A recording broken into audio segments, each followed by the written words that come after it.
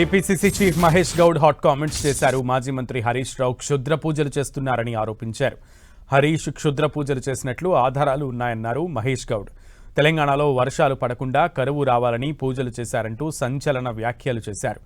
నిజాలు చెప్పినందుకే కాంగ్రెస్ నేతలకు లీగల్ నోటీసులు పంపించారన్న మహేష్ గౌడ్ హరీష్ రావు తిరుచి, శివమొగ్గ ఎందుకు వెళ్లాడో సమాధానం చెప్పాలని ప్రశ్నించారు.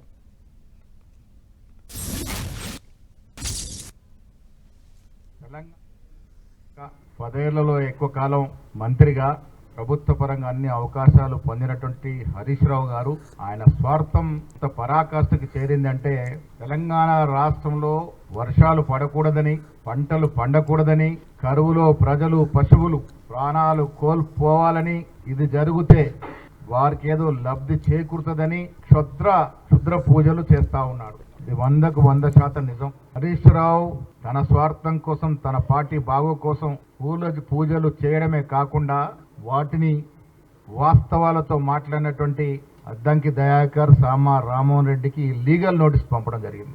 వాస్తవాలు బయటపడేసరికి మనిషి బొంబేలెత్తిపోతా ఉన్నాడు. హరీష్ రావు క్షుద్ర పూజలు చేశాడని చెప్పడానికి కొన్ని ఉదాహరణలు ఉన్నాయి.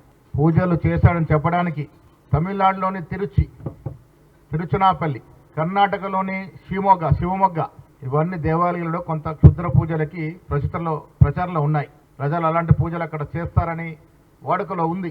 హరీష్ రావు గారు ఈ 2 రాష్ట్రాల్లోనూ ఆ 2 ఊర్లకు వెళ్ళినటువంటి ఆధారాలు ఉన్నాయి.